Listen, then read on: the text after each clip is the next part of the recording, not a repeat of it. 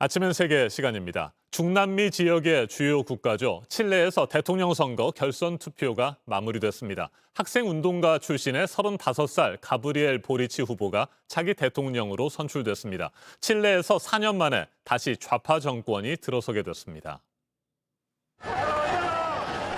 현지 시간 지난 19일 밤 대선 결선 투표 결과가 발표되자 칠레의 수도 산티아고를 비롯한 주요 도시 곳곳에서 시민들이 거리로 쏟아져 나왔습니다.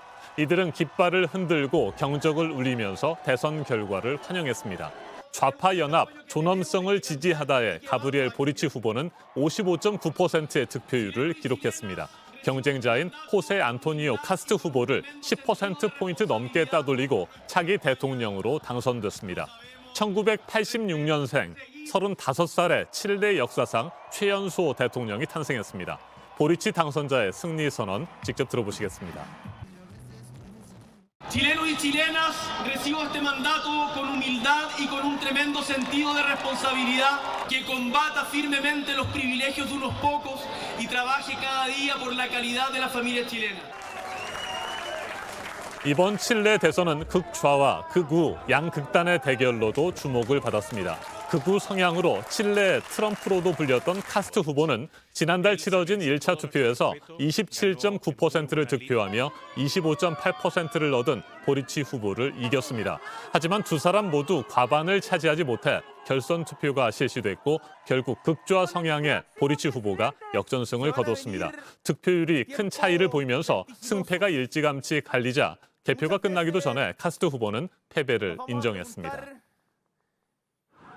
보리치 당선자가 대선 주자로 두각을 나타낸 것은 지난 2019년 칠레 전역을 휩쓴 대규모 반정부 시위에 영향이 컸습니다. 독재자 아우구스토 피노체트의 잔재를 청산하고 개혁과 변화를 원하는 칠레의 민심이 극좌 성향의 젊은 리더를 선택했다는 분석입니다. 앞서 지난해에는 국민투표로 피노체트 정권 시절 제정됐던 헌법을 폐기하고 새로운 헌법을 제정하기로 결정했습니다.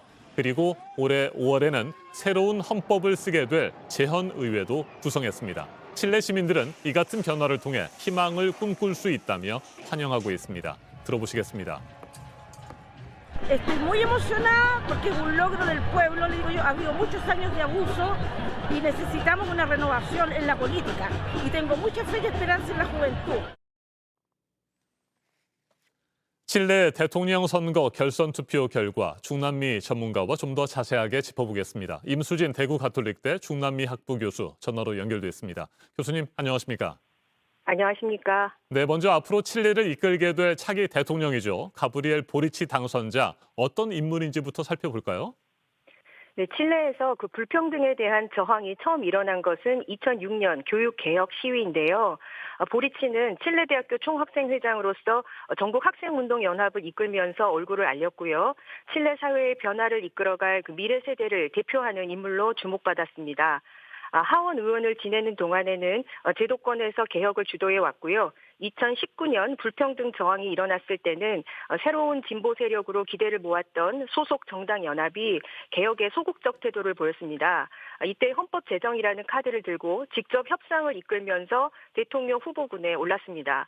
기후변화나 낙태 권리, 동성 결혼을 지지하고요. 변화와 희망의 상징이라고 할 수 있겠습니다. 네, 칠레 좌파 정권이 들어선 것은 미첼 바첼레트 정권 이후 4년 만입니다. 극좌 성향의 젊은 후보가 당선된 주요 배경 어떻게 분석하고 계세요? 칠레는 1차 투표에서 1, 2위 득표한 후보자들이 이제 다시 결선 투표를 치릅니다. 과거 대선에서 2위 득표자가 당선된 적이 없었고 지난 1차 투표에서 우파 후보들의 득표율이 53%였기 때문에 보리치 당선이 어려울 것이라는 의견이 우세했습니다. 양 후보 사이에서는 네거티브 공세도 강했는데요. 우파 연합에서는 보리치가 속해 있는 정당 연합에 공산당이 참여한 것을 두고 보리치가 공산당 대표라고 공격을 했습니다. 그런데 우파 연합 후보는 피노체트 계승자죠. 그래서 두 후보가 이념적으로 양 극단에 있기 때문에 중도 확장성이 당선을 가를 것이라고 봤고요. 피노체트 시대로의 그 회기를 막고 근본적인 사회 변화를 원하는 젊은 유권자들의 지지를 받은 것이 득표율로 이어진 것으로 보입니다. 네, 보리치 당선자 대통령 취임 이후에 과제가 산적해 있습니다. 당장 좌파 정권의 회귀 소식에 칠레 증시와 페소와 가치가 급락했다는 소식 오늘 새벽에 들어왔습니다. 보리치 당선자 가장 시급한 과제는 뭘까요? 피노체트 헌법은 국가의 역할을 최소화하고 있지만 보리치는 국가의 역할을 강조하고 있기 때문에 칠레 사회의 근본적인 변화를 추진할 것입니다. 연금, 세제, 의료, 교육 시스템 등이 우선 개혁 대상에 오를 것으로 보이고요. 또 임기 중에 헌법 제정 절차를 마무리해야 하는데 우선은 재헌의회 독립성을 인정하면서 새 헌장이 국민투표에서 비준되도록 협력할 것입니다. 새 헌법이 제정이 되면 그에 맞게 전체 제도를 개혁해야 하는 과제도 있습니다. 그런데 상하원 모두 여소야대의 상황이고 이런 전면적 개혁을 원하지 않는 세력도 있어서 국정 운영에 어려움이 있을 수 있습니다. 그렇기 때문에 다른 중도좌파 정당들과 연정을 구성해야 이러한 불안을 우선 해소할 수 있을 것이라고 봅니다. 알겠습니다. 말씀 잘 들었습니다. 임수진 대구 가톨릭대 중남미 학부 교수였습니다. 가브리엘 보리치 당선자는 새해 3월 칠레 차기 대통령으로 정식 취임합니다. 새 정권이 출범하고 새 헌법도 제정되는 2022년 칠레 사회 전반에 거센 변화의 바람이 휘몰아칠 것으로 예상됩니다. 지금까지 아침 현석이었습니다.